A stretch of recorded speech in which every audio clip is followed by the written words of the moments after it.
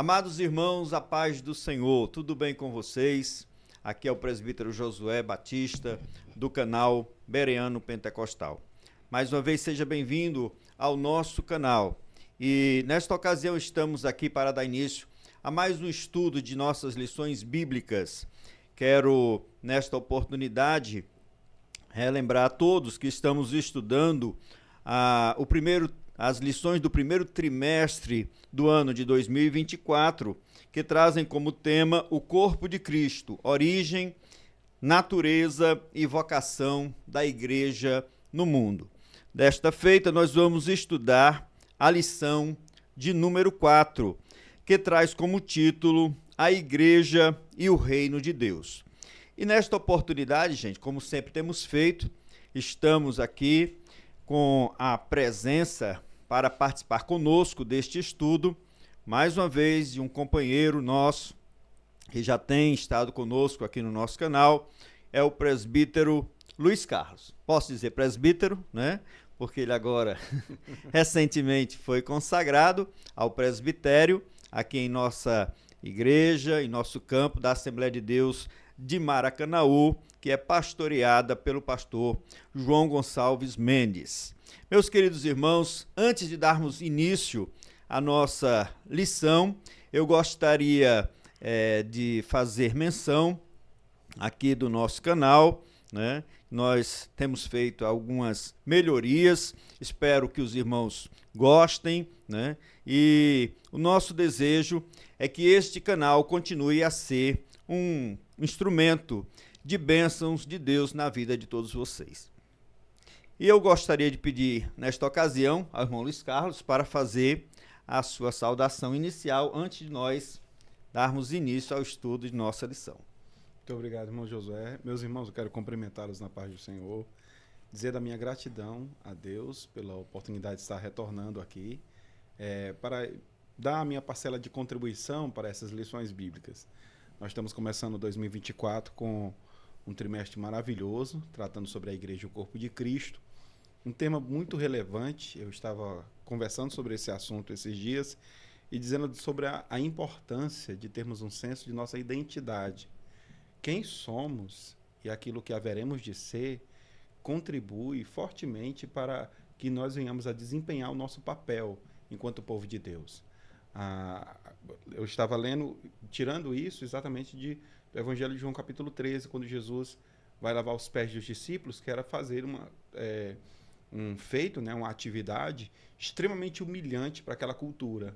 Mas o texto faz questão de, logo no início, mostrar que, sabendo ele de que viera do Pai e que para o Pai voltava, aí a Bíblia dá continuidade mostrando aquilo que ele fez.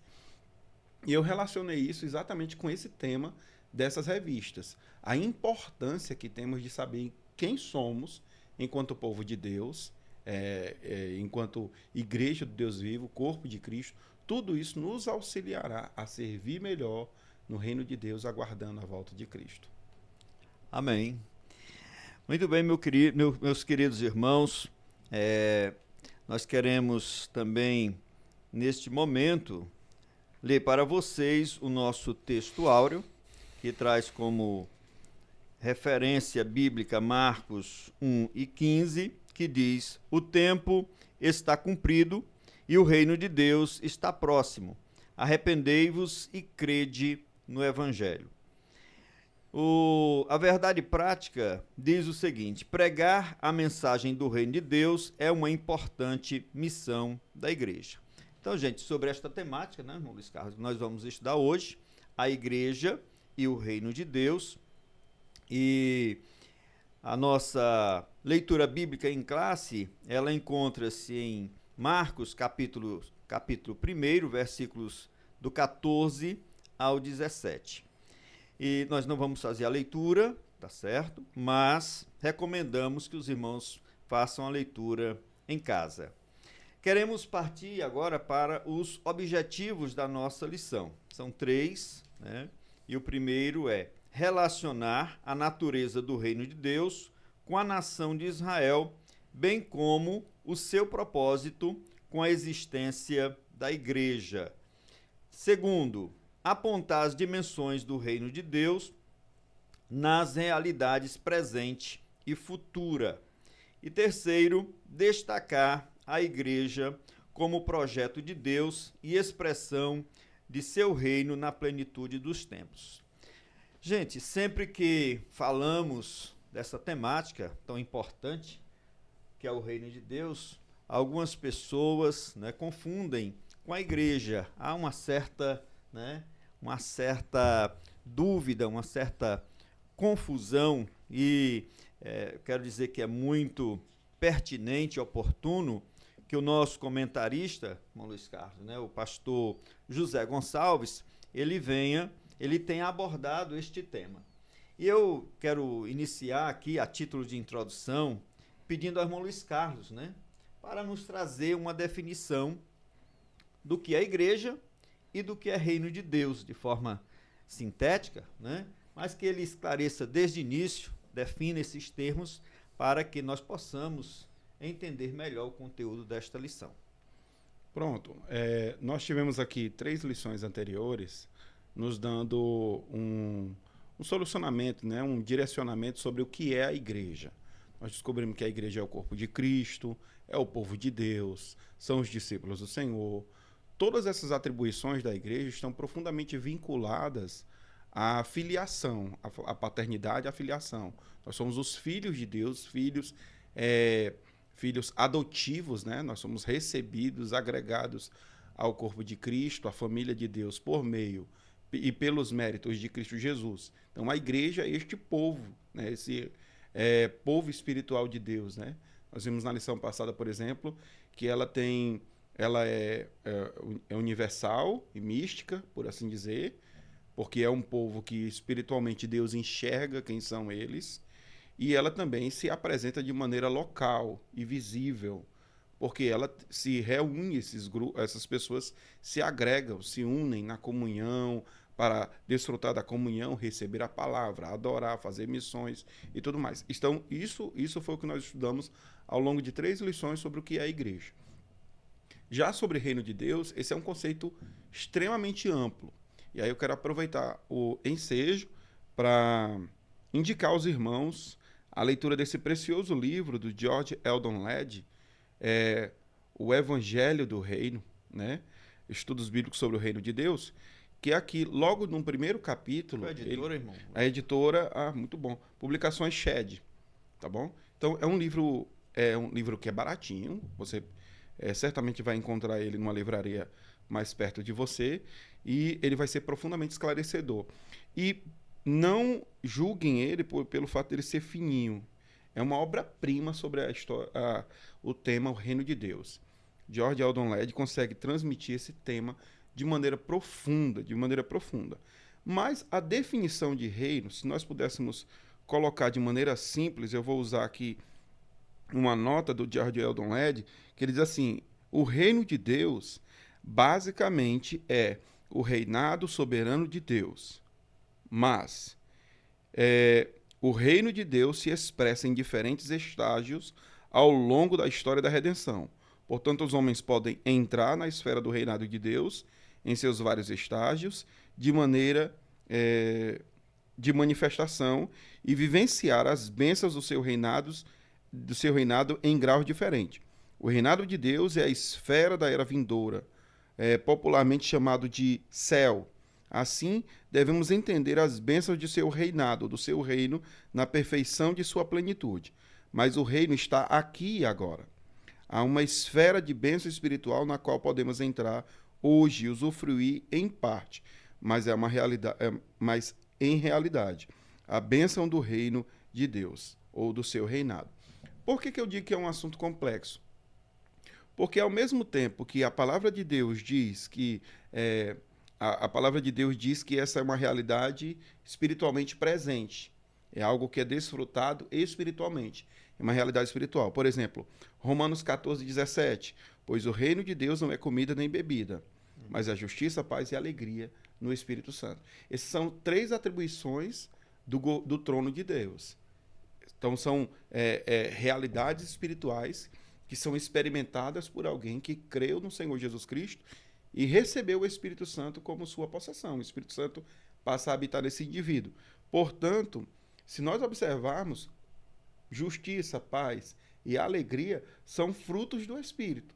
Então, é uma manifestação do Espírito no indivíduo que foi introduzido no corpo de Cristo. É o reino de Deus. Mas também o reino de Deus, ao mesmo tempo, é uma herança que Deus concederá ao seu povo quando ele vier em glória. Olha isso.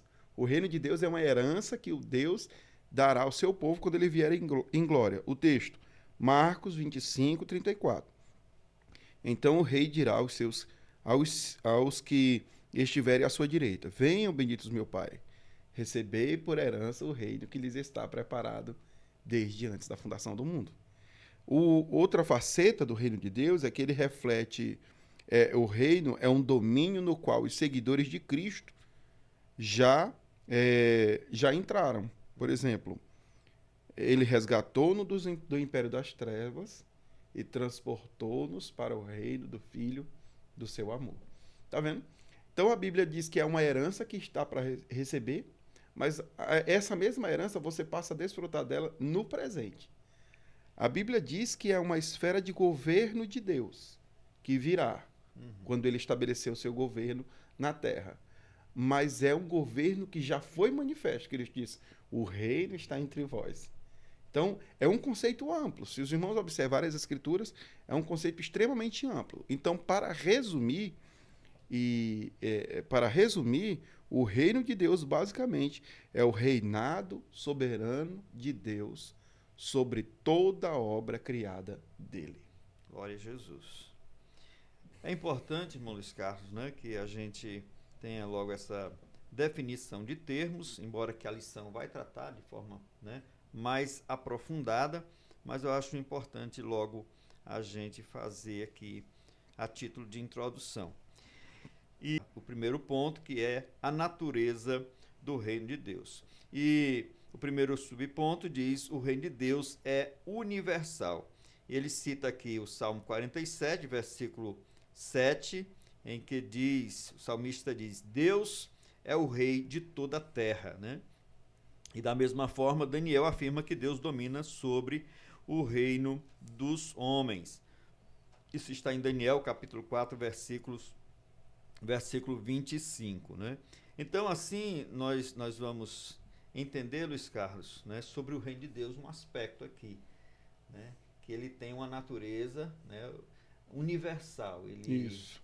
Mas como se entende essa natureza universal, né, do reino de Deus, se nem todos obedecem a Deus, nem todos seguem a vontade de Deus? Nos esclareça aí.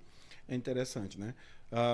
Nós temos que observar que, de acordo com o que nos é apresentado pelas Escrituras, o Antigo Testamento não necessariamente tem a expressão reino de Deus.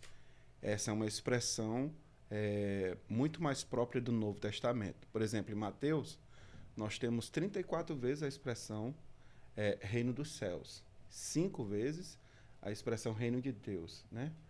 5 vezes no Novo Testamento, nos evangelhos sinóticos, aparece reino de Deus. Os sinóticos, eles dão uma ênfase maior a reino de Deus, diferente de Mateus, né? Reino dos céus. Reino dos céus. Isso é simples de compreender, né? Mateus está escrevendo para judeus, e os judeus tinham essa característica de poupar-se de mencionar o nome divino, o nome da divindade, para não incorrer de eles estarem banalizando o nome do Senhor, né? Fazendo uso banal do nome do Senhor. Então ele muda o verbete para céus, o que corresponde à mesma realidade. Quer dizer a mesma coisa. Então, assim, esclarecendo para os nossos irmãos, alunos, professores, todos os que nos assistem, que a expressão reino dos céus e reino de Deus, né, são equivalentes. Ambas aparecem nos evangelhos, isso. Principalmente em Mateus, são equivalentes. O Mateus é o evangelho do reino, o evangelho do reino de Deus, né? Ele apresenta Cristo como o rei que viria, o rei esperado. Então, por isso ele tem essa característica. Só que como ele vai enfatizar muito isso, ele prefere não usar o nome reino de Deus para que nos escritos, né, e na leitura não se ficasse pronunciando o nome de Deus, uma vez que esse evangelho era destinado a judeus. Então, por isso, esse nome. O Antigo Testamento não necessariamente utiliza essa expressão. Ele vai utilizar muito vinculado ao governo de Deus dentro de Israel. Você vai estar no nosso Ele segundo... usa a expressão rei, né? Fala Isso, o teu Deus reina, né, reina. sobre toda a terra. Tem salmos que dizem isso, né? Ouve Israel, né? O Senhor, o vosso Deus, é o único Deus, e assim por diante. Então, essas expressões têm o mesmo grau de equivalência. Por quê? Porque da Bíblia, de ponta a ponta, vai apresentar Deus como esse que tem o governo universal de todas as coisas. É óbvio que isso vai se tornar muito mais claro e evidente no Novo Testamento. No Novo Testamento, tudo isso deságua, né? Expressão do nosso amado Josué aqui, né? Essas expressões, quando elas chegam no Novo Testamento, nós temos uma compreensão maior de que Deus tem o governo absoluto sobre todas as coisas, o reino absoluto sobre todas as coisas. E aí o senhor perguntou como relacionar isso com a maldade que há no mundo, né? Com a maldade que há no mundo, com pessoas que são rebeldes a ele. Nada disso interfere no governo de Deus. Por exemplo, a Babilônia era um governo extremamente corrupto, pagão. Contudo, quando Deus fala a Abacuque, do que ele chama a Babilônia? Ele chama de seus servos. Ele diz, eu estou levantando um povo que vai julgar o meu povo, e depois ele vai levantar um outro povo tão ímpio quanto a Babilônia para julgar a Babilônia. O que mostra que Deus tem o domínio e o controle sobre todos os povos da terra. Conquanto aqui embaixo os reinos da terra ainda se rendam às obras de Satanás e às obras da carne, eles não estão acima do governo de Deus, né? O governo de Deus se estende sobre todos eles. Quando Satanás leva Jesus a um monte muito alto e apresenta todos os reinos do mundo, né? E diz, se prostrado me adorares, né? Te darei tudo isso daqui. Então ali era uma farsa dele, diga aí, o que você pensa ele sobre isso? Ele diz que foi dado a ele, né? Foi dado a ele. E aí a quem pensa que a totalidade da expressão está correta, né? Ele é dono de todas as coisas. Não, nós temos que entender que com o advento do pecado, uma mente mundana, uma mente carnal, uma mente corrupta, eu até coloquei uma nota sobre isso. Aqui. Pode pesquisar, Pode pesquisar, né? Nós estamos, viu, gente, aqui em um debate, não um debate exatamente, mas um bate-papo, né? Uma conversa. Isso. Então, o nosso estudo ele é diferente de outros canais, em que você tem um mestre ali falando sozinho. Aqui não, a gente tem essa liberdade. O João Luiz Carlos trouxe aí as suas anotações. Um padrão de pensamento modela um padrão de comportamento.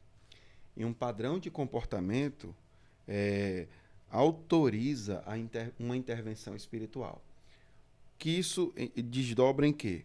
Que um padrão de desobediência autoriza Satanás a se tornar príncipe e dominador sobre aquele no qual a desobediência é marcante.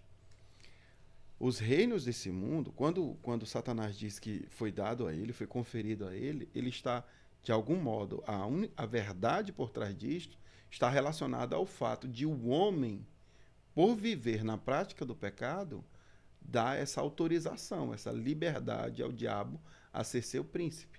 O diabo tem um modus operandi e uma maneira de pensar. E o homem que anda de acordo com essa maneira se torna escravo dele. O próprio Cristo fala disso no Evangelho, né? Que você se torna escravo daquele que você obedece, né?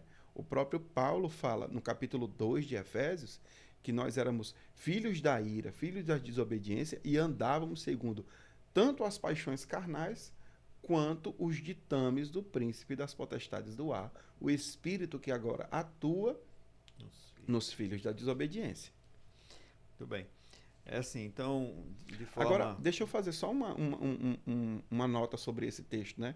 Quando o diabo fala, tudo isso te darei, né? Ou esses reinos, esse mundo, se prostrado me adorares, A ideia naquela linguagem da tentação não é necessariamente a ideia de o Senhor Jesus se prostrar diante de Satanás e o adorar como divindade.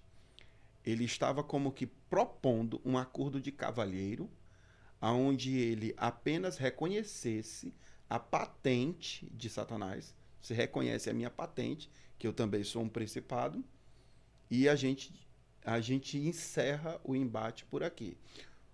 O que estava por trás da proposta de Satanás era oferecer a Cristo um caminho que não fosse o caminho do Calvário.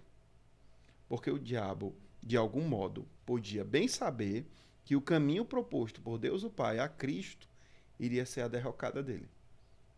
Entendeu? Entendi. Então ele estava propondo um caminho de facilidade que impedisse que Cristo... Um atalho, né? Um atalho, para que ele não precisasse passar pelo Calvário. Entendi. Ok?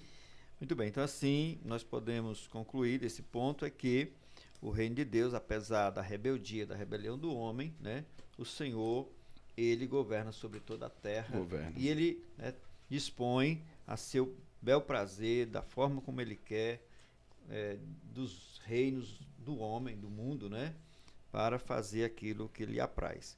No segundo ponto, que tem realmente assim uma grande ligação com isto, né, que Isso. a soberania divina, que aí é o termo realmente teológico apropriado, né, para a gente esclarecer isso. A soberania divina e os acontecimentos do mundo. Observamos que, embora o mundo siga o seu curso, Deus não perdeu nem deixou de exercer domínio sobre ele, tampouco sobre o universo criado, né? Aí eu queria que o irmão complementasse já o pensamento que foi iniciado no ponto anterior, certo? Falando mais especificamente dessa soberania divina, como é que ela é exercida, né? Em meio a um mundo de homens maus, rebeldes, em que a atuação do diabo e seus demônios, né? Realmente assim a gente vê de forma clara, mas como a soberania de Deus, ela realmente tem a ver aí com esse reino de Deus. O pastor John Piper, ele diz que Deus tem a autoridade, a liberdade, a sabedoria e o poder legítimo para cumprir tudo que ele pretende que aconteça. E, portanto, tudo que ele pretende que aconteça, acontece. Significa que Deus planeja e governa todas as coisas. Agora, veja bem, o Salmo 115, versículo 3 diz assim: no céu está o nosso Deus, e tudo faz para lhe agradar. Deus tem essa liberdade de ação, esse poder absoluto, esse governo absoluto, e Deus nunca é frustrado por absolutamente nada. O que frequentemente pesa na mente, no coração de muitas pessoas, em ouvir isso, é que as pessoas querem, de alguma forma, chocar, né? Confrontar essa verdade com a disposição do homem, a liberdade do homem, né? A liberdade é algo inerente ao ser humano. É algo inerente, está nele e o indivíduo tem liberdade. Há algo anterior à liberdade do indivíduo que é o que conduz o indivíduo a fazer o que ele faz, ok? O que é que está anterior? Uma inclinação moral dominante. O indivíduo tem uma inclinação moral dominante que o leva a tomar essa e aquela decisão correspondente às suas próprias paixões. Agora, a liberdade de Deus em fazer o que quer não se choca com isso, com a liberdade do homem. O homem age, mas ele age debaixo da providência divina. Deus não pode ser chocado. Aí, alguns pontos que eu elenquei aqui. A soberania de Deus não anula a responsabilidade do ser humano. O fato de Deus ter o controle não exime a nossa responsabilidade por nossos atos. As duas coisas caminham conjuntamente, embora em algum momento eu tenha dificuldade em harmonizar como a soberania de Deus e a minha responsabilidade se harmonizam, mas caminham conjuntamente. Segundo lugar, os pensamentos de Deus sempre são maiores que os nossos pensamentos. Jamais conseguiremos entender, planejar, entender plenamente o agir e os desígnios de Deus. Somos limitados para entender, mas os pensamentos dele sempre são maiores. Terceiro lugar, vivemos em um mundo caído e corrompido pelo pecado. Estamos sujeitos aos sofrimentos, porque se você observar, nós vivemos em um mundo caído, um mundo cheio de maldade. Eu me lembro de quantas vezes a gente deve ter ouvido alguém diante de uma catástrofe, né, de uma expressão de violência, de maldade contra um indefeso. Alguém perguntou, né, como é que Deus pode permitir isso Onde e é que tudo, né? estava Onde é que está Deus, né? A Bíblia diz, Deus está sentado no seu santo templo, né? Está no seu santo monte, Deus está sentado no trono, né? Então, mas nós vivemos em um mundo caído, em um mundo que não foi projetado para o mal, nem para a dor, nem para o sofrimento.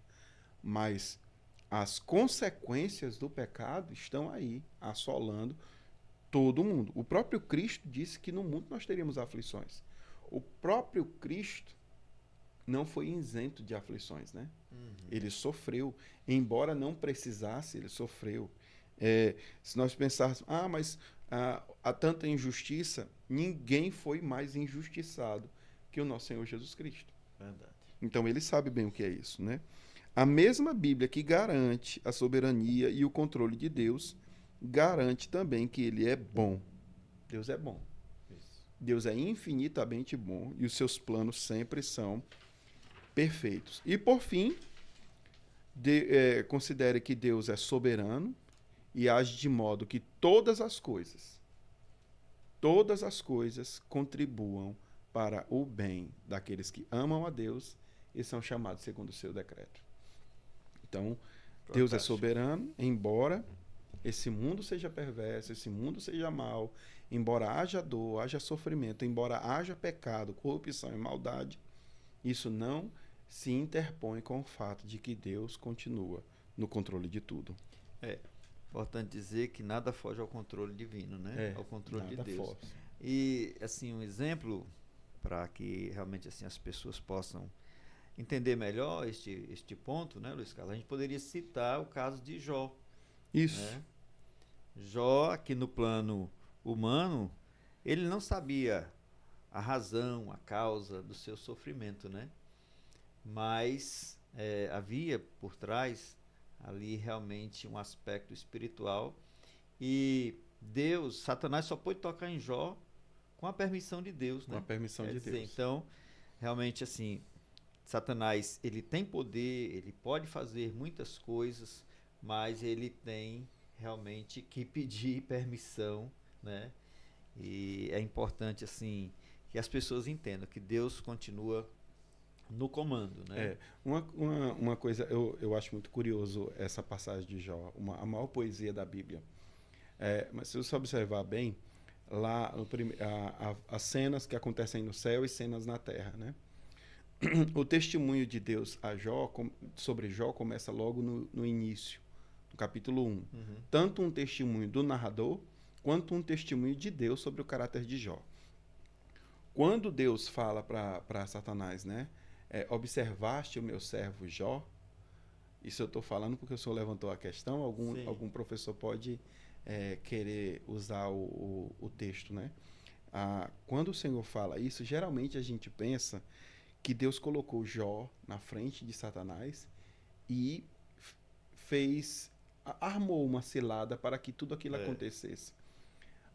Na verdade, a expressão observaste... iria contra o caráter de Deus. Iria né? contra o caráter de Deus. Pensar dessa forma. Isso. A questão, a expressão observaste o meu servo Jó, e Deus dá um testemunho de qualificações de Jó, do caráter dele, na verdade a ideia é porque te levantaste contra o meu servo Jó. Essa é a ideia. E isso fica mais claro quando você observar a resposta de Satanás. Porque ele vai dizer assim, o Senhor cercou a casa dele com sebe. O que implica no próprio texto que Satanás quis avançar contra a casa de Jó, mas ela estava cercada pelo próprio Deus, com cerca. E aí Jó denunciou... Bom pentecostal dizer um muro de fogo. Muro de fogo. Eita! Verdade. Então, foi Satanás que intentou contra Jó e Deus estava trazendo à tona isso. Eu vi a sua intenção. Você observou o meu servo Jó. E aí ele disse, eu tentei ver o que estava acontecendo, porque era uma causa jurídica, né? O trabalho legal de Satanás era rondar a terra, observá-la e trazer nota dos pecados dos homens. Uhum. Apocalipse capítulo 12 vai mostrar que esse era o trabalho dele, dia e noite, acusar, né, os filhos de Deus diante do Senhor. Ele não tem mais essa função, ele caiu dela porque Cristo pagou pelos nossos pecados. Mas, enfim, ele diz que Jó só adora a Deus porque é próspero e porque tem saúde e porque está cercado pelos familiares. Aí ele disse, tira isso dele e vê se ele não vai blasfemar de ti na tua face. Se você observar bem, a resposta de Deus estava certa sobre Jó. Jó não ia blasfemar dele, como de fato não o fez. Quando perdeu tudo, ele glorificou a Deus. Posteriormente, você não ouve falar mais de Satanás. O restante do livro você não ouve falar mais de Satanás. Uhum. E aí é o processo onde Jó ele vai falhar com Deus. Não ali. Ele não falha, como Deus disse que ele não falharia, mas no próximo processo ele vai falhar no processo. No processo ele se levanta como juiz, ele se lastima contra a vida. E aí é uma outra coisa, entendeu? O trato de Deus ali. E aí você vê a soberania de Deus no meio da dor e do sofrimento e como Deus estava aperfeiçoando a vida e o caráter de Jó. O Jó do capítulo 1 é muito diferente do Jó do capítulo 42. É outro. O que Deus fez no processo foi aperfeiçoar aquele homem. Aí, deixa eu só fechar com Romanos 8, que a gente leu 28, a gente citou, né? Uhum. Todas as coisas cooperam juntamente para o bem daqueles que amam a Deus. O versículo 29 diz que o bem é nos conformar à imagem de Cristo. Mas depois, no restante da leitura, aquele cântico de vitória, se você ler sobre a perspectiva do versículo 28, que tudo isso coopera para o bem, você vai ver que todas aquelas coisas, perseguição, nudez, fome, perigo, espada, tudo isso que vinha contra nós, na perspectiva do mundo, tudo isso que vinha contra nós, agora está vindo para o bem. Entendeu? Ao invés de vir para o nosso fim, está vindo para o nosso bem. Então Deus continua sendo um Deus soberano sobre todas as circunstâncias. Glória a Jesus. Há muita coisa a se dizer, né, gente? E a gente vai se empolgando e realmente é lindo a gente estudar a palavra de Deus. Mas vamos aqui, irmão Luiz Carlos, ao nosso terceiro subponto, que diz o reino de Deus, a nação de Israel e a igreja. E aí nós já vamos avançando para realmente assim essa distinção, né? E a abrangência, ao mesmo tempo que o reino de Deus abrange nessas coisas, essas questões aqui, mas também é preciso fazer uma distinção. O Antigo Testamento revela que Deus escolheu um povo, Israel, para reinar sobre ele e através dele em um governo soberano e teocrático, né? E aí eu vou ler já o último parágrafo, né, que diz assim: esse propósito concretizou na pessoa de Jesus Cristo, filho de Davi, que por intermédio de sua morte e ressurreição estabeleceu a igreja. Então eu queria que o irmão Luiz Carlos nos esclarecesse aí como se dá essa relação entre o reino de Deus, o antigo Israel, né, e a igreja.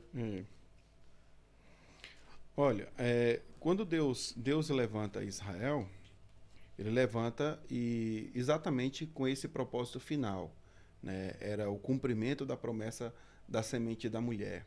Tinha a ver com Israel, tinha a ver com a casa de Davi, tinha a ver com a tribo de Judá, tinha tudo isso. Era Deus preparando o cenário. E Israel faz parte desse povo escolhido por Deus para que fosse, naquele período de tempo, esse protótipo de como é o governo de Deus sobre a terra. É um povo dentre todos os povos da terra, o povo de Israel. Um protótipo que eu estou dizendo, não porque ele deixou de ser porque ele não tem o seu lugar mais no plano de Deus. Não, de jeito nenhum. A Bíblia vai deixar clara e categoricamente que os planos de Deus para Israel ainda permanecem de pé, no devido tempo haverão os seus cumprimentos, ok? A igreja passa a ser aquilo que Israel deveria ter feito, né? Se Israel, e eu não sei como a gente trabalha isso, é uma coisa que está só no campo das nossas cogitações, mas se Israel tivesse sido luz para as nações, esse seria o caso. De algum modo, as nações da terra ouvirem falar sobre o Deus Criador dos céus e da terra, crerem nele, se voltarem para ele. Eu não sei como a história, se a gente continuar nas especulações, né, como a história seria e se desembocaria no Cristo e na cruz. Eu não sei como isso seria possível. Se todas as nações da terra viessem a crer através de Israel. Eu só lembro daquele hino da Shirley, tu lembra, né? Ai de mim, né? Que ela, se Israel não tivesse negado e tudo mais, aquela coisa toda, né? Realmente, não sei como funcionaria o plano de Deus e a Bíblia não me dá sequer, necessariamente, margem para pensar como seria isso, né? Mas Israel faz parte desse plano e Deus não é o tipo de divindade, como se houvesse outros, não existe outra, mas Deus não é como o homem que faz planos e faz plano de contingência, sabe? Assim, se der errado, eu faço esse outro. Não existe isso em Deus. O plano de Deus para Israel, ele é um plano perfeito, assim como o próprio plano da redenção é um plano perfeito, entendeu? Aí a distinção que há é que Israel é esse povo gentio que creu. E o Senhor falou já para Israel através dos profetas, né? Que ele disse que vai ser buscado por um povo que não conhecia. Né? Ao invés de ser o povo de Israel, eu vou ser buscado, vou ser adorado por um povo estranho, um povo estrangeiro, né? Um povo de fala estranha vai me adorar. Então isso de fato aconteceu, literalmente. E uma das provas desse cumprimento é no próprio Pentecoste, né? Porque todos que estão ali, os 120, são os judeus, né? Talvez a exceção de um ou outro ali seja de outra nacionalidade, mas a maioria ali é judeu. E quando o Espírito vem, eles começam a falar na língua de outras nações. Esse é o testemunho. Nações gentílicas. Né? Nações gentílicas. Então, esse é em si o testemunho de que essa profecia estava se cumprindo. E os gentios estariam sendo alcançados pela luz do Deus eterno, através de Israel. Bom, Luiz Carlos, é importante aqui que a gente esclareça a questão desse governo teocrático, né? Que houve por um período em Israel. Isso. Né? Na época dos juízes. E, assim, na igreja a gente poderia dizer que, de certa forma, né, nós temos esse governo, né, teocrático. Né? Em que realmente o Espírito Santo é o que governa a igreja, né? Que conduz a igreja. Embora que, assim, a gente entenda que no aspecto humano o homem sempre tenta interferir, mas nós cremos ainda que o Senhor é soberano e ele, né, conduz a sua igreja. Tá certo? Então, há uma questão aqui só para que a gente entenda, né? Israel, ele representou de certa forma o reino de Deus no Antigo Testamento, principalmente nessa fase em que Deus, né, é quem definia os líderes, os cabeças da nação e tudo mais, né? Até que eles pedem um rei e aí a coisa muda um pouco, né? E nos dias de hoje nós temos como realmente assim a igreja sob esse governo divino, esse governo de Deus.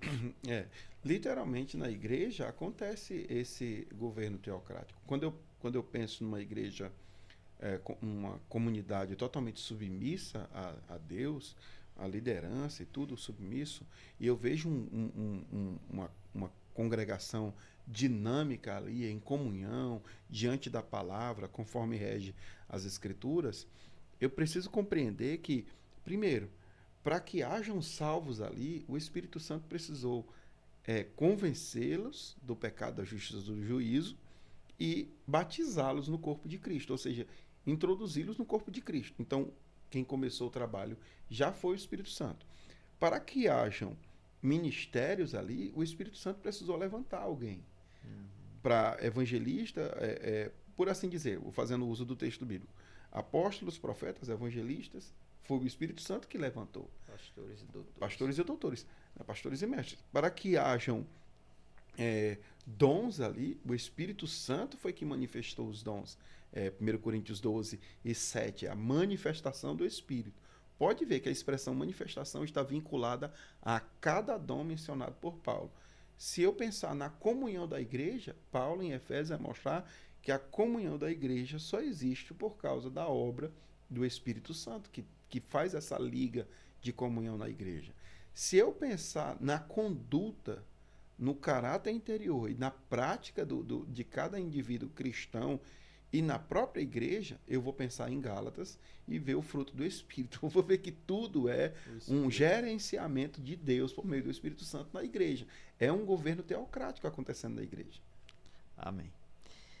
Muito bem, irmãos, nós encerramos o primeiro ponto de nossa lição e eu quero fazer uma pausa aqui para solicitar a vocês, pedir a vocês encarecidamente que se inscrevam em nosso canal. Se você já é inscrito, nosso muito obrigado. Se ainda não é inscrito, se inscreva, mas que você também possa comentar, possa curtir, possa compartilhar o nosso conteúdo. Principalmente, gente, se você está gostando, né, você estará dando uma grande ajuda no crescimento deste projeto, tá certo? Então, muito obrigado e vamos prosseguindo, irmão Luiz Carlos, agora com o estudo do segundo ponto, né? Lembrando que estamos estudando sobre a igreja e o reino de Deus, como essas duas, né, esses dois, vamos dizer assim, temas se interligam.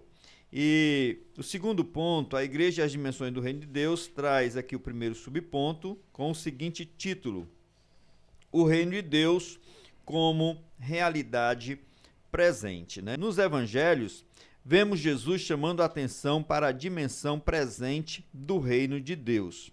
Por exemplo, Mateus registra Jesus libertando e curando um endemoniado cego e mudo. Esse fato extraordinário provocou o ciúme e a ira dos fariseus, que o acusaram de fazer isso pelo poder de Beelzebu. A resposta de Jesus foi reveladora: mas se eu expulso os demônios pelo Espírito de Deus, é conseguintemente chegado a vós o reino de Deus. Então, eu queria, irmão Luiz Carlos, que neste subponto, né, nós falássemos, você falasse aí, sobre o aspecto presente do reino de Deus. O reino de Deus já está presente? O reino de Deus, né? Ou isso é algo futuro? Só quando, por exemplo, no reino milenial? Explica aí para os nossos irmãos. Nesse parágrafo, desse ponto da lição, né, o reino de Deus como realidade presente, ele está mostrando um dos aspectos do reino de Deus. Ele está linkando aqui a um momento em que Cristo fala algumas coisas que provocam ciúme nos mestres da lei, e os mestres da lei dizem que ele expulsa demônios pelo príncipe dos demônios. Ele está dizendo que um reino dividido entre si não prospera, isso não faz sentido. E aí ele diz que se eu expulso demônios pelo Espírito de Deus, por conseguinte, é chegado a vós o reino de Deus. Isso é interessante. Ele está dizendo que o reino está presente ali. O reino está presente. Se eu voltar para a nossa definição, entender que o reino é esse rei que manifesta o seu governo e a sua soberania, né? A sua soberania. E eu vejo o Filho de Deus ali entre eles, expulsando demônios e realizando sinais, o que era uma prova já nas profecias de que quando o Messias viesse ele faria isso, né? O Espírito do Senhor está sobre mim, pois ele me ungiu. Então ele está dizendo assim, o reino de Deus está presente. Ele está falando dele. Ele está falando que Cristo é o reino de Deus presente. Ele é o governante desse reino e estava ali, encarnado entre os homens. Então, o reino, ele só pode ser possível se o rei estiver presente. Exatamente, né? Exatamente. Então, já pensou o céu sem Cristo? Não é céu, né? Não é céu. Não é céu. um ajuntamento ali de almas desencarnadas ou coisa parecida, entendeu? Mas não é céu. Céu é onde Cristo está. É a presença dele, né? É a presença do monarca. O monarca é todo o seu poder, todo o seu governo, todo o seu domínio. Cristo está dizendo, o reino de Deus se manifesta no meio de vocês, porque eu estou expulsando os demônios. Eu tenho autoridade sobre ele. Nenhuma autoridade religiosa tem poder sobre espíritos malignos. O único poder capaz de expulsá-los é o poder divino, né? E Cristo está expressando isso. Agora, o senhor perguntou sobre se isso é possível agora, né? Se o reino de Deus é uma realidade presente agora. Eu diria que sim, porque o Espírito de Deus está no meio da igreja. Ele disse, se eu não for, o Consolador não virá. Então, uma vez que ele for, ele enviaria o Consolador, e o Consolador veio. Há marcas indeléveis da presença, da manifestação do reino, novamente, Isaías 61, são aquelas descritas lá. Libertação, cura, sinais, e de uma maneira mais abrangente, o Novo Testamento apresenta a própria expressão da alegria, paz, né? Justiça, alegria, paz. Então, essas são expressões da manifestação do reino de Deus. A lição parece estar, nesse ponto, nos preparando para o que está por vir, relacionando à igreja. Então, o reino de Deus está presente através do Espírito de Deus que se manifesta na igreja. Todo mundo que está na igreja está no reino de Deus? Não. Jesus poderia usar as mesmas expressões que ele usou para Nicodemos, né? Se não nascer de novo, não pode ver o reino de Deus. É preciso ter nascido de novo. Essa é uma experiência cujo mérito pertence ao Espírito Santo de Deus. Nicodemos chegou de madrugada. O reino de Deus está aqui, mas só é visível, né? Visível, perceptível, sensível, aquele que nasce de novo. Exatamente, né? Exatamente. Então, não é uma coisa automática pelo fato de você pertencer a uma igreja, a uma denominação, que você vai estar no reino de Deus, né? Mas você tem que ser regenerado. Quando pensamos na dimensão do reino, né, esse aspecto, nós podemos mostrar que há a dimensão passado, né? Ele esteve no passado, porque há 2000 anos atrás que o nosso Senhor Jesus Cristo esteve aqui. Tem uma dimensão presente, porque o Espírito estará conosco até a volta, né? Até o nosso encontro com o Senhor Jesus, e tem um aspecto futuro, quando estaremos diante dele, no seu governo eterno. No presente momento, ainda endossando a pergunta que o senhor levantou, né? Ainda acontece o mesmo que aconteceu com Nicodemos. Chega para Jesus de madrugada, ali na calada da noite, usa uma linguagem cheia de adulação, né? Mas Jesus não é bobo. Sempre há moscas onde há mel. Então, uma pessoa com adulação, qual o intento dela, né? Qual os desígnios da pessoa por trás da adulação? Ele chega, mestre, bem sabemos que és mestre, vindo da parte de Deus, porque ninguém faz as obras que tu fazes se Deus não for com ele. Aí Jesus diz assim, em verdade eu te digo que se você não nascer de novo, você não pode ver o reino de Deus. Quer dizer, você acha que está vendo alguma coisa, mas não está. E aí começa aquele diálogo, um diálogo. E depois ele diz entrar no reino de Deus. Entrar no reino. Nascer da água do Espírito. Precisa nascer de novo. Verdade. Glória a Jesus. Agora, o segundo subponto diz, onde está o reino de Deus? O reino de Deus, como realidade presente, não está relacionado ao espaço geográfico. Quer dizer, é uma dimensão, né, diferente. Isso. Não é uma dimensão geográfica. Mas com a presença de Jesus. Pois onde a presença dele está, o reino de Deus se manifesta. Em outras palavras, toda vez que pessoas são salvas, curadas e libertadas do poder do diabo, o reino de Deus está presente, né? Eu entendo, Luiz Carlos, que ele foi muito objetivo, muito claro na resposta, né, aqui. Agora, eu queria que você acrescentasse, né, de forma mais acrescentar mais alguma coisa aqui para os nossos irmãos, como a pessoa entende onde está o reino de Deus, como ela, né, pode entrar no reino de Deus. Você já falou alguma coisa e complemente aí. Pronto. A gente fala assim que o reino está presente, mas a gente fala de, por exemplo, eu disse que a manifestação do Espírito continua cumprindo Isaías 61, né?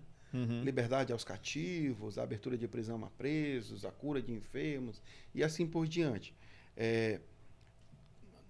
Uma vida transformada, uma vida que é perdoada, que é redimida, que crê no Senhor Jesus, ali, o nosso comentário está dizendo, né? Ali é uma manifestação espiritual, né, latente, do reino de Deus. Mas, se nós observarmos, ainda no meio daqueles santos, pessoas ficam enfermas, pessoas morrem. Por isso que eu falei há pouco que há o aspecto passado, o aspecto presente e um aspecto futuro. Porque no futuro, essa cura, essa libertação, tudo isso será perfeitamente pleno, completo, entendeu? No futuro. Aquele que for curado nunca mais tornará a adoecer quando tiver o corpo glorificado.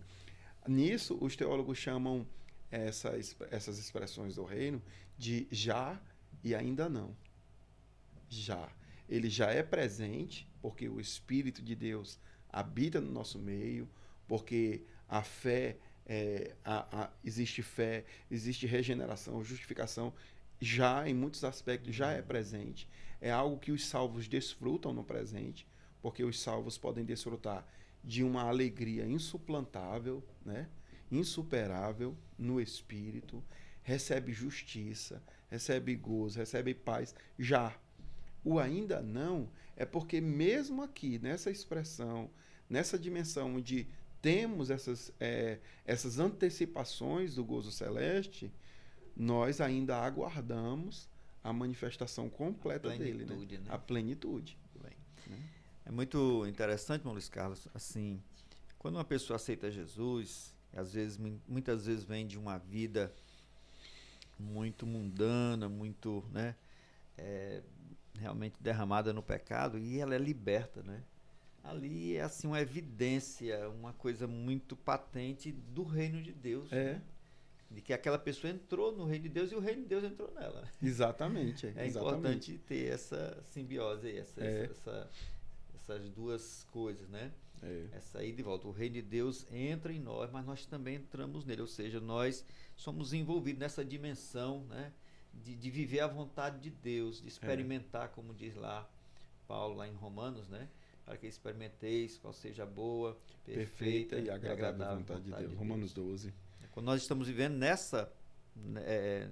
desse modo, né, experimentando a vontade de Deus, nós estamos realmente no reino de Deus. Agora, o senhor fez uma pergunta, assim, como é que a pessoa entra nesse reino? Olha Marcos capítulo 1, verso 14 e 15. O tempo está cumprido. O reino de Deus é chegado. Arrependa-se e creia no Evangelho. Arrependa-se e creia. É necessário que... Isso fica até para os professores. Abrir um parêntese para levantar essa pergunta e responder essa pergunta, porque você pode encontrar algum aluno que está perdido, né? Está ali assistindo a aula, mas ainda não fez sua confissão de fé, não recebeu a Cristo. É possível. Não se arrependeu. E é imprescindível que a pessoa entre pelo caminho do arrependimento. Arrepender-se é a porta de entrada. Você renegar as suas velhas práticas, arrepender-se de muitas coisas, sobretudo arrepender-se de confiar em suas próprias boas obras. Porque a igreja, enquanto instituição, está repleta de irmãos mais velhos, né? Que trabalham a vida inteira como escravo. Você fala irmão mais velho se referindo à parábola. Isso, a parábola. Né? Porque aquela parábola, só um adendo, irmãos. Naquela parábola, os irmãos, Lucas 15. Lucas 15. O capítulo todo é a história, irmãos. começa o capítulo, é Cristo falando com publicanos e pecadores. Quer dizer, a escória daquele povo naquela época, né? Pelo menos para os grupos religiosos. E por trás estavam os grupos religiosos murmurando, porque publicanos e pecadores queriam ouvir Jesus pregar. E aí Jesus, vendo aquela situação, vendo que eles estavam murmurando, aí a Bíblia diz assim, e Jesus então lhes propôs estas ou esta. Se observar no texto, ele não diz estas parábolas, ele lhes propôs esta parábola. E aí ele conta a ovelha e depois da dracma. Ele conta as duas parábolas. As duas têm o mesmo final. Na ovelha, o dono da ovelha que ele acha, né, o pastor que encontrou a ovelha, faz uma festa e se alegra. Na outra, a mulher que achou a dracma perdida chama as amigas e faz uma festa e se alegra. Aí o texto diz assim, e continuou, ou seja, é uma única parábola, e essas duas que a gente trata elas como parábolas sozinha, né? Elas são como que fosse prólogo, né? Preparando para a parábola em si. Aí ele conta, um homem tinha 2 filhos, a gente chama de a parábola do filho pródigo. Não é. Não é. O nome é, se a gente tivesse que dar um nome, é o pai e os seus 2 filhos. Ou a parábola dos 2 filhos. Né? Eu até diria que é a parábola do pai pródigo. E muito Porque bom. pródigo no sentido de generoso, né? De Generoso, perdoar, né? Isso. Olha que uma maravilha. rebeldia, uma desobediência tão grande, né? Isso. Daquele filho. Exatamente. Né? Então é um pai generoso no Generoso. sentido assim, que poupou Isso. o seu amor, o seu afeto por aquele filho. E aquela parábola ele está destinando aos 2 grupos que estavam lá, publicanos e pecadores e a elite religiosa. O filho mais novo vai, faz toda aquela celeuma e leva as riquezas que tem e esbanja até padecer depois, quando não tem mais nada. Volta desesperado, né, arrependido, e aí, quando ele chega em casa, o pai o recebe, tudo, estou resumindo, os irmãos sabem bem, recebe ele, faz uma festa. Olha só, o texto mostra que o pai correu para encontrar o filho que vinha mendigo. Correu. Se observar a cultura judaica, um chefe de família nunca sai correndo. É algo extremamente vergonhoso. Então ele quebra o protocolo e corre para encontrar o garoto. E realiza uma festa. Todos os fariseus que estavam ali, quando viram a chegada do filho, ele já fica imaginando assim, eu espero que agora o pai mate o menino na frente de todos, pela vergonha, né? Ou castigue ele, né? Pela vergonha. Só que eles ficam surpresos com a atitude do pai, que é algo inconcebível para aquela cultura e para aquela época. Então, no final, ele faz uma festa e o filho mais velho se recusa a entrar na casa com raiva do irmão mais novo. O que é que o pai faz? Outra coisa que ele quebra o protocolo. Ele abandona os convívios da festa para ir lá fora e insistir com o mais velho para entrar e participar da festa. O que é que tudo isso quer dizer? Toda essa parábola quer dizer que existem 2 caminhos para se estar perdido e apenas um caminho para ser achado. Existem 2 maneiras de estar perdido. Uma é a maneira do filho mais novo. Deus me ama do jeito que eu sou e ponto final. Eu faço o que eu quero. Ou está perdido como o irmão mais velho. Deus me ama porque eu sou bonzinho, eu faço tudo certinho. Todos os 2 estão perdidos. A única coisa que pode redimir tanto o mais velho quanto o mais novo é o amor generoso do pai. Então, se você tiver o filho pródigo precisava se arrepender, quanto o filho mais velho precisava se arrepender. Né? Exatamente. Daquele rancor, exatamente. Daquela ira contra o irmão, né? Exatamente. Aquele desamor e tudo mais. Então, o que eu quero apelar aqui para os irmãos é que o meio de se entrar no reino é o arrependimento e a fé. Então, você pode ter pessoas aí no meio do seu grupo de alunos que precisam se arrepender ou de querer dizer que Deus o ama do jeito que ele é e, portanto, ele pode viver do jeito que quiser, independente do que os outros acham, ou aqueles entre nós que gostam de acreditar que Deus o ama porque ele é bonzinho. Não, irmãos. Deus nos ama apesar de nós e precisamos confiar no amor dele, unicamente. A graça. A fé, na graça dele. Irmão Luiz Carlos, o terceiro ponto fala sobre o reino de Deus como realidade futura. Esse é o aspecto escatológico do reino de Deus, né? E você já falou aí, falou também, né, da questão futura do reino de Deus.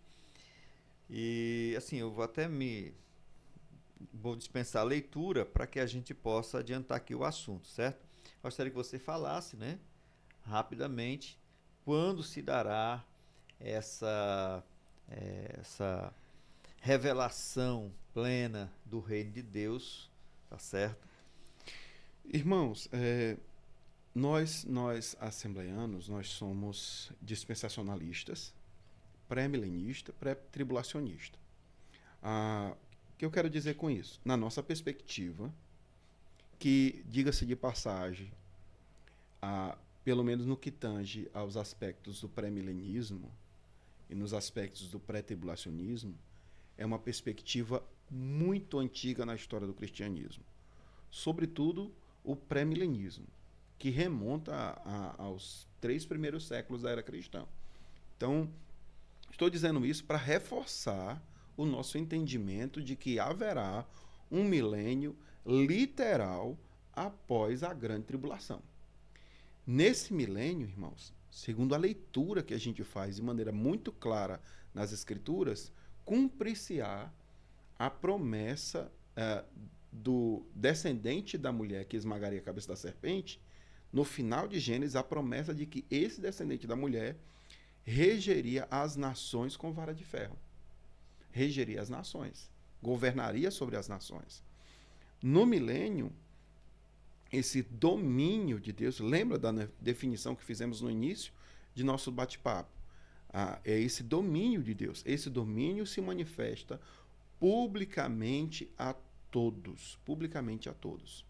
E num período que eu, pelo menos nesse sentido, eu acredito que não há nada de errado em ser aberto a ser, se é 1000 anos literal ou 1000 anos, pode ser mais ou menos, não sei. Enfim, eu nunca fechei esse acordo com isso. Mas um milênio literal no sentido de que é um período longo de tempo em que Cristo irá governar sobre as nações. Governar sobre as nações. Onde estará a igreja? A igreja estará com ele. Onde estarão 144 mil? Estarão lá com ele. Porque a Bíblia mostra posteriormente, né, depois do capítulo 11, acho que é no capítulo 14, mostra inclusive os que morreram lá ressuscitados junto a Cristo no monte e tudo mais. Então, estarão todos com ele. Ele estará governando o mundo nesse período de tempo. É um período de restauração ecológica, é um período de restauração cósmica, é um período aguardado e esperado pela própria criação. Paulo fala em Romanos 8 que a própria criação geme com dores de parto, aguardando a redenção dos filhos de Deus, na esperança de que ela mesma seja libertada do cativeiro da corrupção em que se encontra. Então, o reino de Deus também tem este aspecto futuro, quando ele há de se manifestar no futuro, ok? O ser humano, ele tem uma sede, de modo geral, assim falando, de justiça, de um mundo justo, de um mundo melhor, né?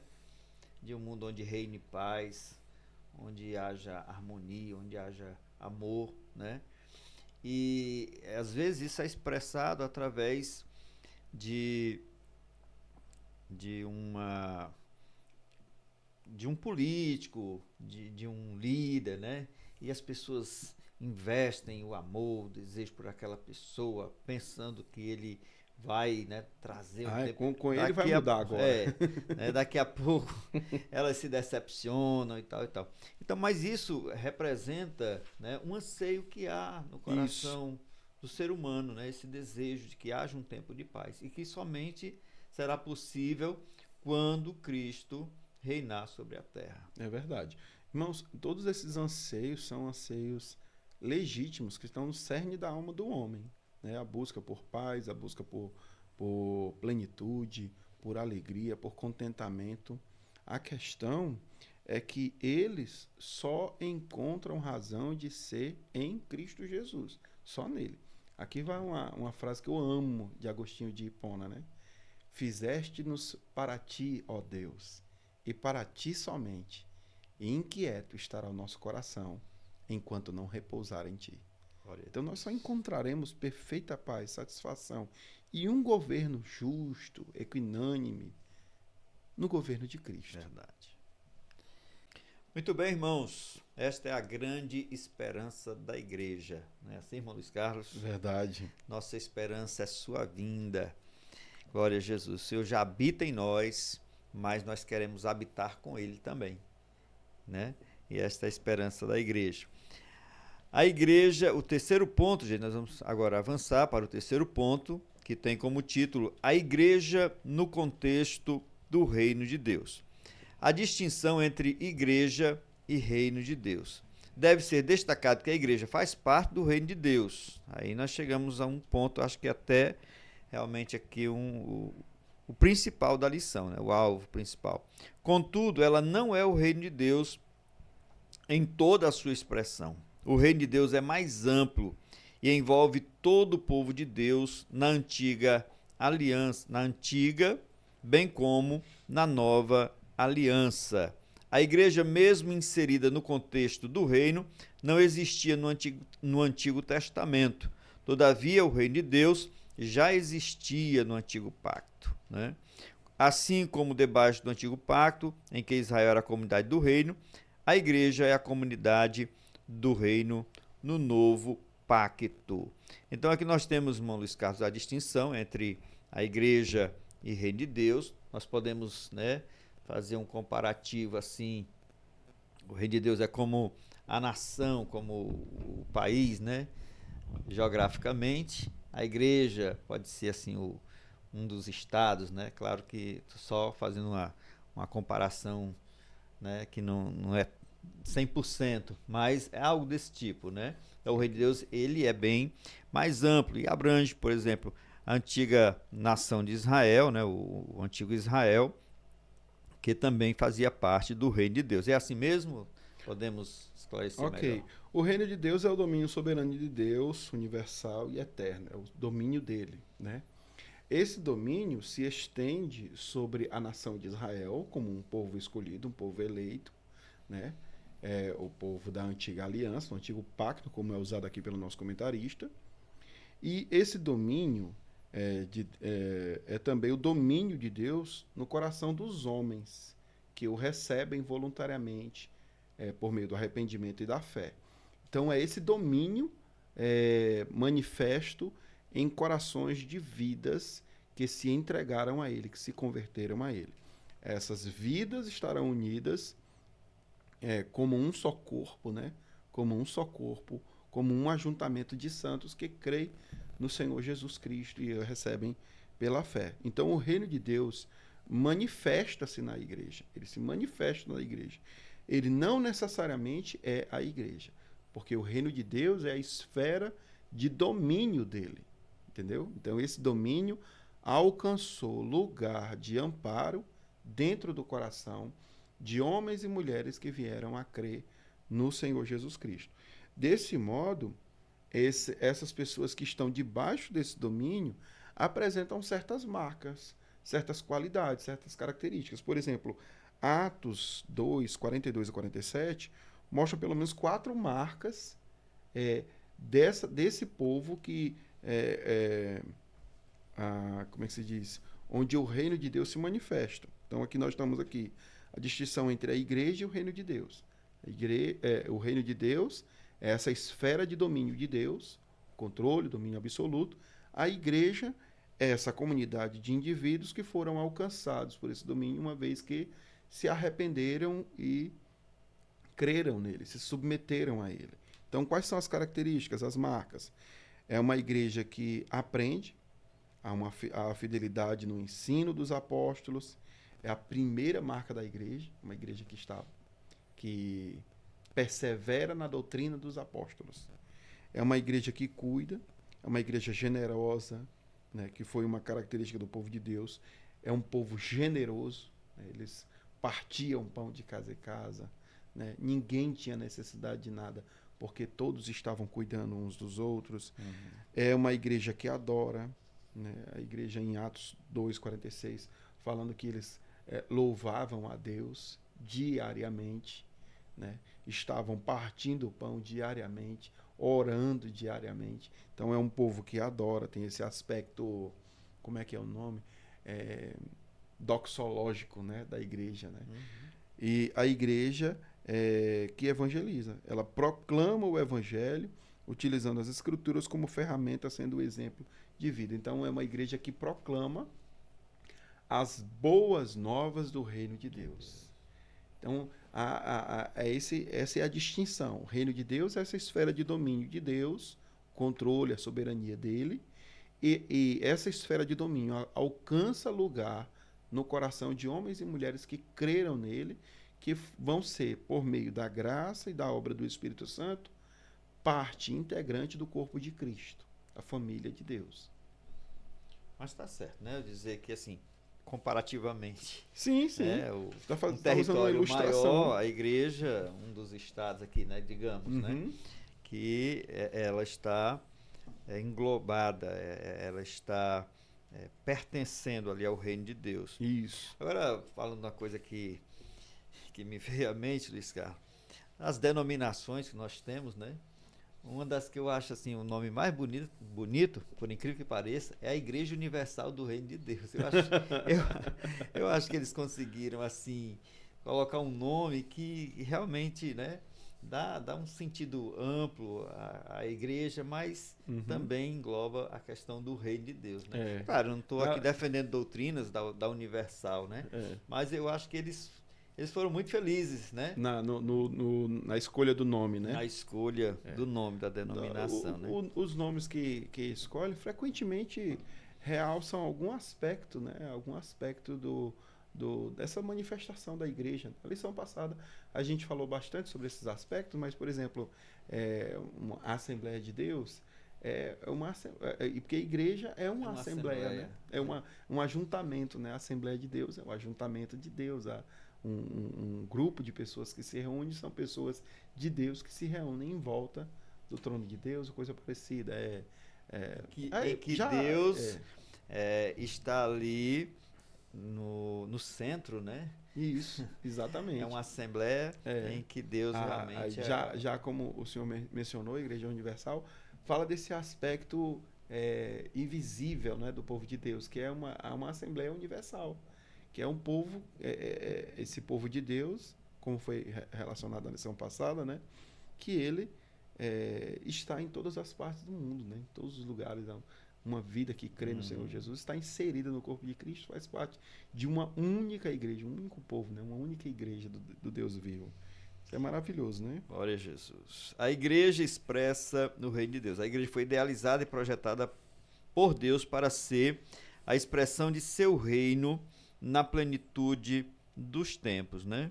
Ela, digamos, a igreja está para o reino, assim como Cristo está para Deus. Ele expressa a imagem do Deus invisível. Que bacana. É verdade. E a igreja também expressa a imagem do reino de Deus, né? Podemos dizer assim?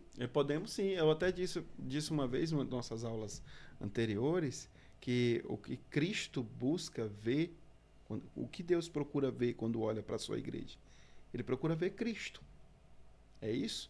Se a igreja não for a expressão da face de Cristo, essa igreja está deixando de cumprir com o propósito para o qual ela foi chamada. Ela está deixando de ser igreja. Ela pode possivelmente não ser igreja, ser um ajuntamento religioso qualquer. Ela precisa ser a expressão da face de Cristo, da beleza de Cristo. O nosso comentário diz que a igreja é a expressão do reino de Deus. Eu poderia dizer que a igreja é o evangelho visível. O mundo precisa ver o evangelho quando olhar para o ajuntamento dos santos. Para olhar Deus para reinando, ver Deus reinando entre nós, ou seja, ver o reino de Deus no nosso. Exatamente. É isso que está no Sermão do Monte. Por exemplo, quando ele diz assim, ainda no capítulo 5, né? É no capítulo 5? Ou é no capítulo 5, que ele diz assim, se demandarem contigo para se te obrigarem a andar uma milha, vai 2. Nota isso. Os romanos tinham essa prerrogativa. Se eles tivessem um fardo, alguma coisa para ser conduzido, ele podia pegar um cidadão e obrigá-lo. Você vai andar aí 1 milha aí levando esse fardo para mim. O que é que um cristão estava sendo desafiado por Cristo a fazer? Quando isso acontecer, você ande 2. Porque ele está debaixo da autoridade de Roma, mas você está sob a autoridade do reino dos céus. Então você anda 2. Ah, mas eu mandei 1. Eu vou andar 2. Porque quem me obriga não é você, é Cristo.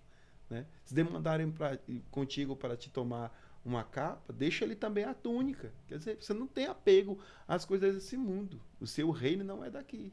Né? As suas posses são eternas, são espirituais. Então, a igreja é o evangelho visível. A igreja é a expressão visível do reino de Deus. O reino é invisível. Mas como ele pode ser visto? Ele pode ser visto através de homens e mulheres que são conformados à imagem de Cristo e que glorificam a Deus em cada detalhe de sua vida. Amém. Ele também diz aqui que a igreja não é um improviso, né? Não, de Deus, não. nem um remendo, né? Na história. Tá certo? O que mais? Deus deu à igreja a missão de fazer conhecido o seu plano e projeto de salvação para a humanidade.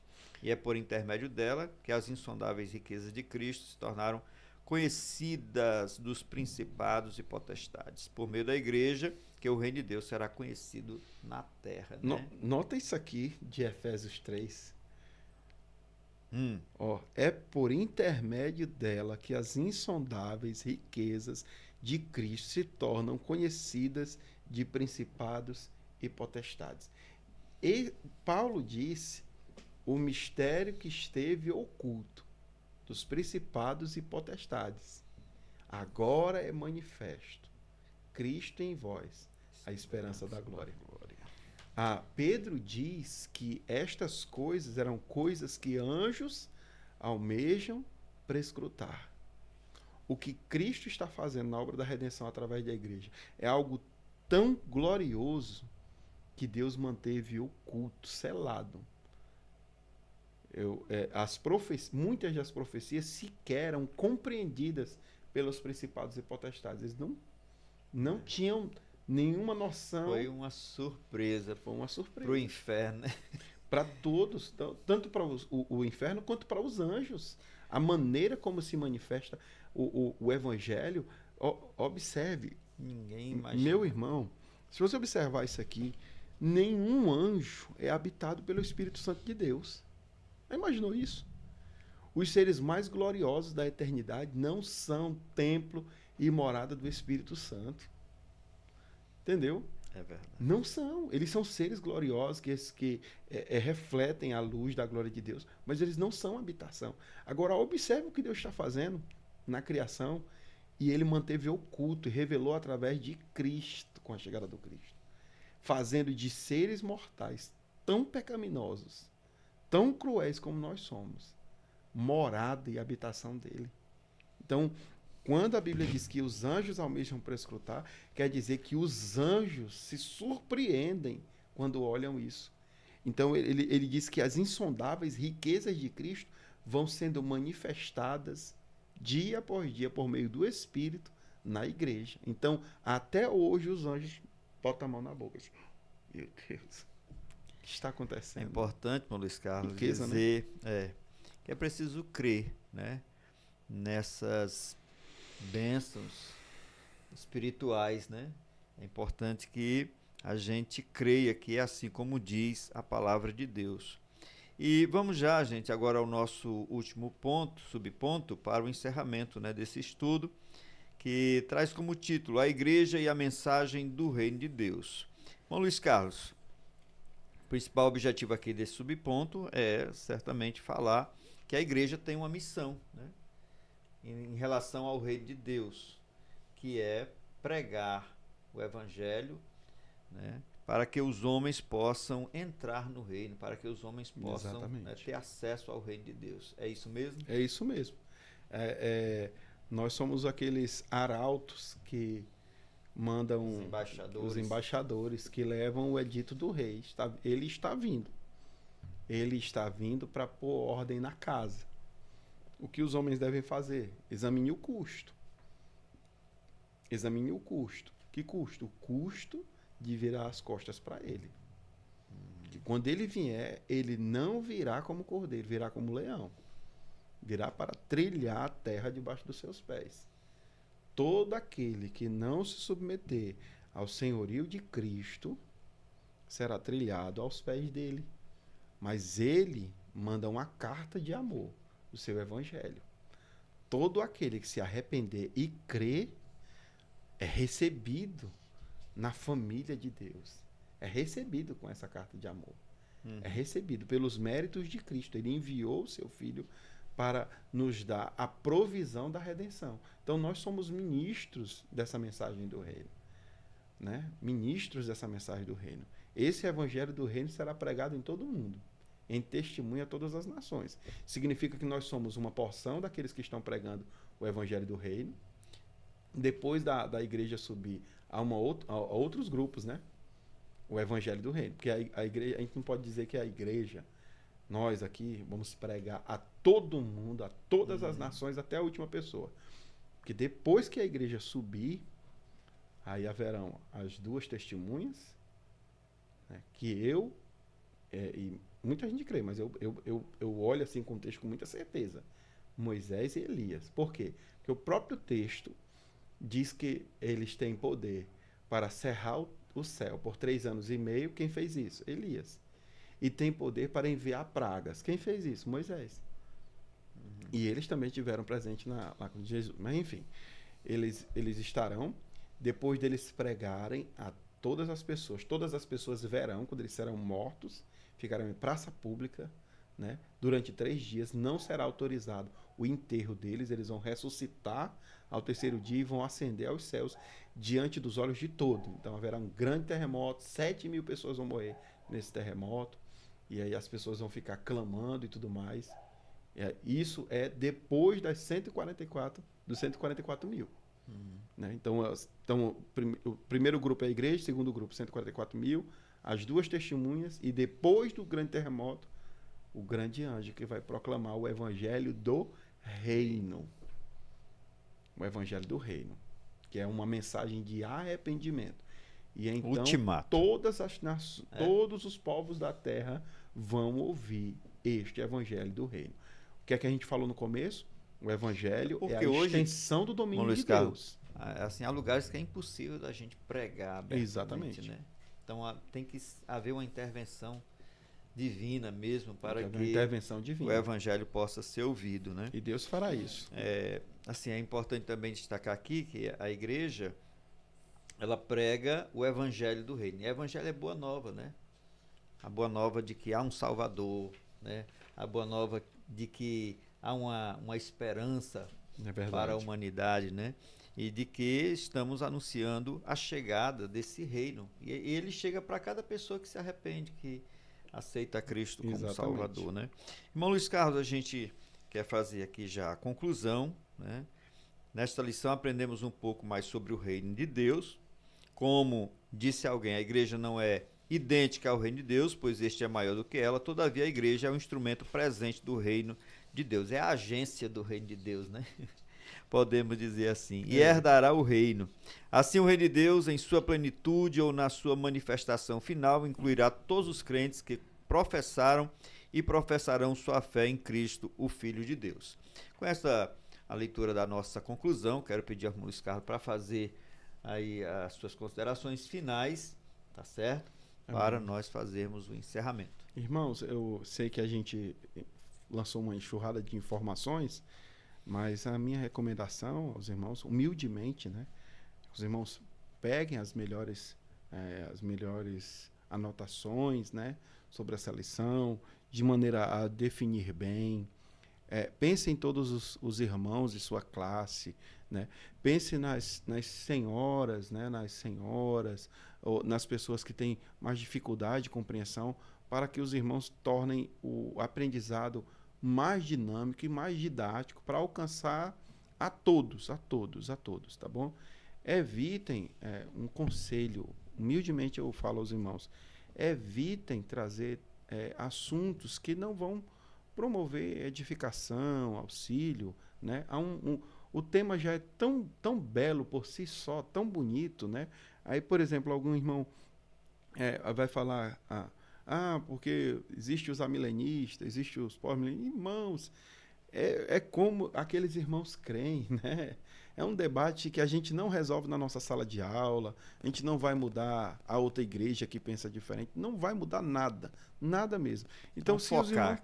Vamos focar, se a gente focar em mostrar como, né, nós, como uma igreja histórica, nós cremos e nós incorporarmos bem isso, nós iremos fazer com que os nossos irmãos em Cristo estejam bem fundamentados. Então, vamos focar naquilo que a nossa lição está apresentando e vamos fundamentar bem, irmãos, bem mesmo, para que nós tenhamos classes cada vez mais robustas, né, com homens e mulheres cada vez mais convictos de sua esperança. Então, é um conselho de amigo, de irmão em Cristo, para que a sua aula seja mais bem aproveitada, tá bom?